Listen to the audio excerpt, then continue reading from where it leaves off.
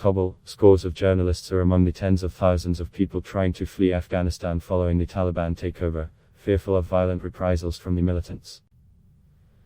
Despite their assurances, the Islamist group's return to power is seen as a serious blow to Afghan media, which saw explosive growth after the first Taliban regime was toppled in 2001. There was no Afghan media to speak of when the Islamists ruled Afghanistan from 1996 to 2001. They banned television, movies and most other forms of entertainment for being immoral. Some electronic products were outlawed as UN Islamic too. People caught watching TV faced punishment, including having their set smashed. Ownership of a video player could lead to a public lashing. For a while, magnetic ribbon tape from destroyed cassettes could be seen fluttering from trees in some parts of the capital Kabul. There was only one radio station, Voice of Sharia, that broadcast propaganda and Islamic programming. Under the USBAC setup formed after the fall of the Taliban in 2001, there was massive growth in the Afghan media sector, including private TV and radio networks.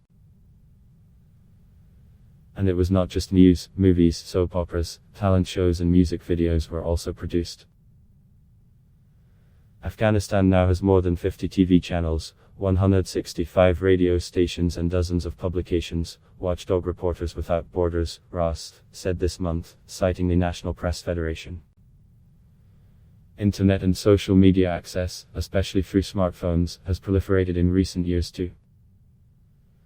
Most dramatically, the opening up of Afghan media allowed space and opportunities for the country's women, who were shut out from public life, education and workplaces by the Taliban.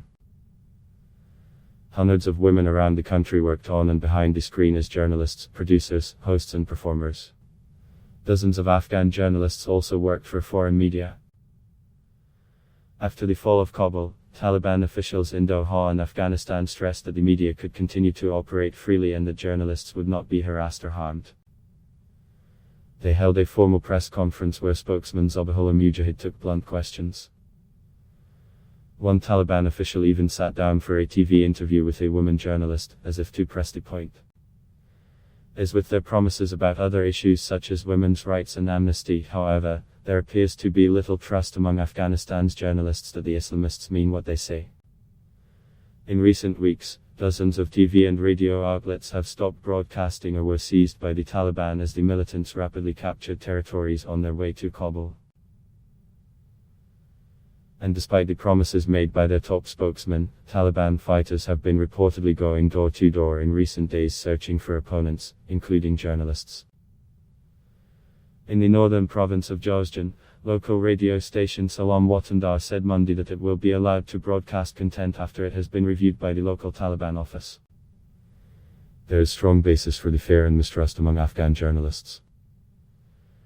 Despite the growth of the sector, Afghanistan has been one of the most dangerous countries in the world for reporters, with at least 53 killed since 2001 according to the Committee to Protect Journalists. Media workers have been targeted with impunity for years by militant groups, a major factor in Afghanistan's low ranking on press freedom indices.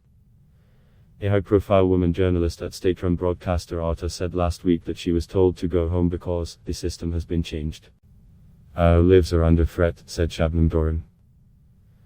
Many Afghan journalists are reportedly in hiding or trying to leave the country on evacuation flights from Kabul. A large number who worked for foreign media have left, but it is a hugely difficult situation for those without foreign sponsorship. Veteran Afghan journalist Bilal Sawari, who left Sunday, said the situation had gone beyond control. I block test why.